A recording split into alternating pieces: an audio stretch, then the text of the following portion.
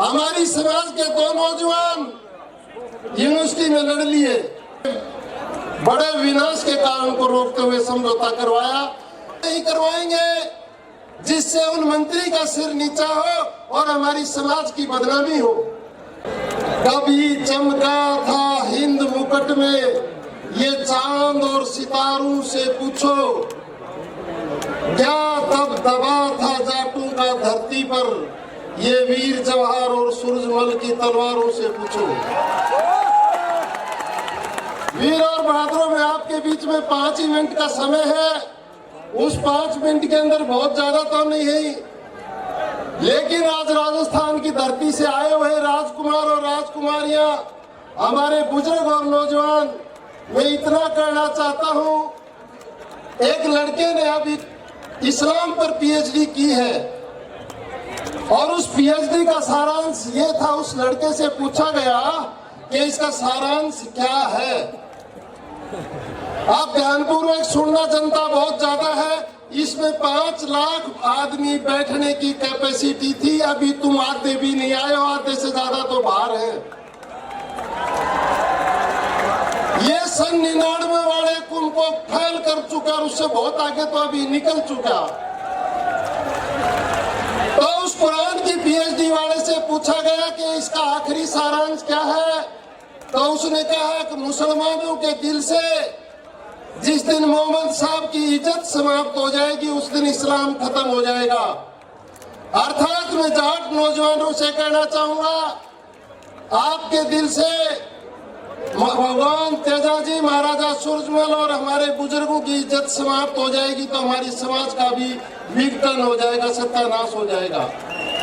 हमारे लिए हमारे बुजुर्ग आदरणीय होने चाहिए, भगवान के रूप में उनकी पूजा होनी चाहिए। मैं इस मंच से जो आज नहीं है उन 35 कौमों का भी सम्मान करता हूं। जाट समाज के अलावा उन कौमों को कोई तकलीफ हो तो वह आज के दिन हमें क्षमा करेंगे। जाटों ने इस राष्ट्र को आजाद करवाने के लिए और आजाद करवाने के बाद में सारे राष्ट्र को संभाला है, वो चाहे बॉर्डर के रूप में हो, वो चाहे खेल के रूप में हो, और वो तो अब तो भगवान की दया से रेल में थोड़ा जेल में भी ज्यादा ही जाने लगे, उसको रोको थोड़ा सा, जेलों में भी योगदान देने लगे, गैंग वार।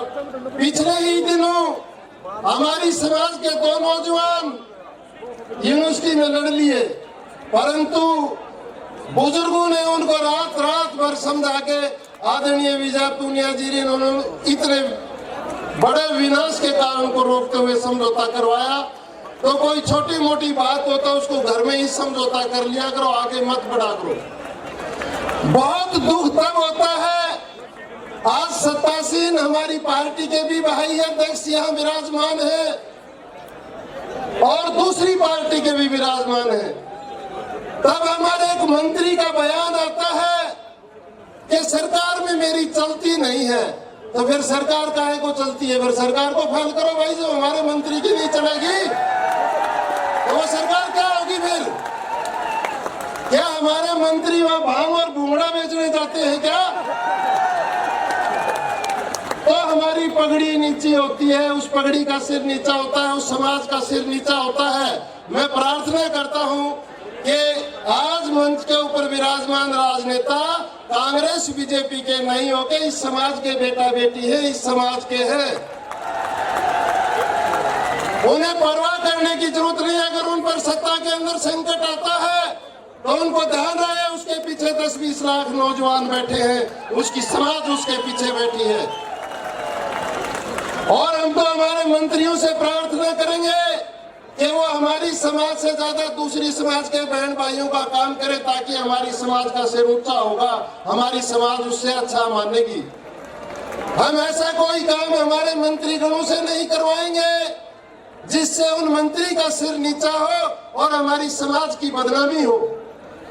हमारे मंत्रियों को, मान लीजिए पीडब्ल्यूडी का मंत्री रोड बनाता है तो क्या उस पर अकेला जाट ही चलेगा? क्या सारी कौम के भाई चलेंगे?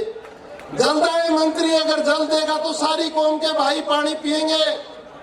अगर बिजली मंत्री बिजली देगा तो सारे कौम के बहन भाइयों के यहाँ बल्ब जलेगा।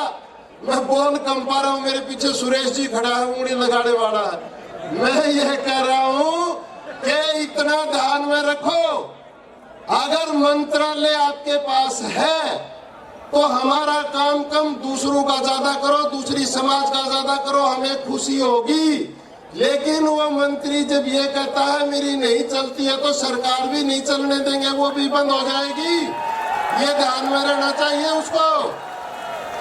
ये जाट 40 MLA जाने का मतलब हम 25% हैं और 25% जाट राजस्थान में है। तो आज का महाकुंभ किसी कारण हुआ है। सन 99 के अंदर जब हमारे बहन भाई इस जगह एकत्रित हुए थे, उसके कुछ महायोद्धा जीवित है, कुछ नहीं है। आदरणीय राजाराम जी मील, आदरणीय विजय पूनिया जी, डॉक्टर हरि सिंह जी, आदरणीय डॉक्टर ज्ञान प्रकाश पिलानिया जी, इन बुजुर्गों ने तब तो ये जवान होते थे, एक व्यूह रचना रची कि हमारी समाज को आरक्षण मिलना चाहिए और उस आरक्षण का सपना होता था कि जाटों को और आरक्षण मिलेगा। परंतु इसी जगह पर जाट इकट्ठा हुआ और सरकार ने हमें आरक्षण देना पड़ा। उस आरक्षण का महारथी आज भगवान के पास है। आदरणीय वाजपेयी जी इस पृथ्वी पर नहीं है। हमारी समाज की तरफ से उनको प्रभु आत्मा को शांति दे। उसके बाद इस आरक्षण की हालात वो कर दी कि इस आरक्षण रूपी पेड़ को गाय, भैंस, गधा, घोड़ा ये बचा के सारी जाति इसमें घुसेड़ दी कि पशु तो बचा लिए, वो नहीं आ सकते थे और इस जाटों का आरक्षण को खत्म कर दिया। जाटों के आरक्षण के इस पेड़ को इतनी भारी दीमक लग गई, इधर दवाई डाले तो उधर बढ़ जाती, उधर दवाई डाले तो इधर बढ़ जाती। फिर हमने सोचा कि ये एल्ड्रिन से खत्म नहीं होगी। 5 तारीख को जाट महाकुंभ रखो, जाट का पसीना इस दीमक को खत्म करेगा। आज जाट की गूंज, मेरी गारंटी है, ये जाट की गूंज आज इस सरकार को नहीं, दिल्ली सरकार को नहीं, विदेशों तक जाएगी कि जाट समुदाय कितना भोला, सच्चा, साधारण, साफ दिल का है।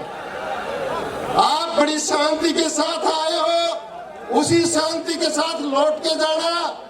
आज कोई छोटी मोटी घटना अगर बाहर हो गई तो आप नहीं, समाज बदनाम हो जाएगी, समाज की पगड़ी नीची होगी।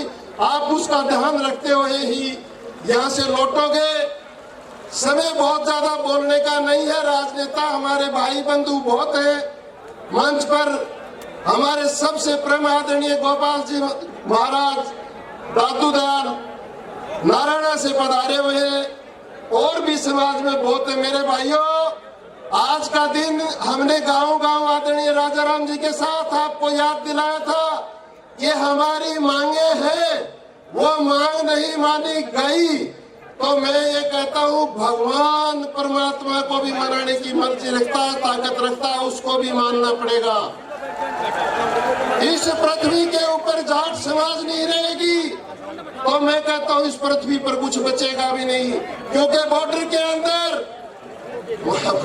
बॉर्डर के ऊपर जाट के अलावा कोई नहीं, जेल में जाट के अलावा कोई नहीं, रेल में जाट के अलावा कोई नहीं, 80% जाट जेल में, उनके अलावा कोई नहीं। तो हम उनको रोक ले।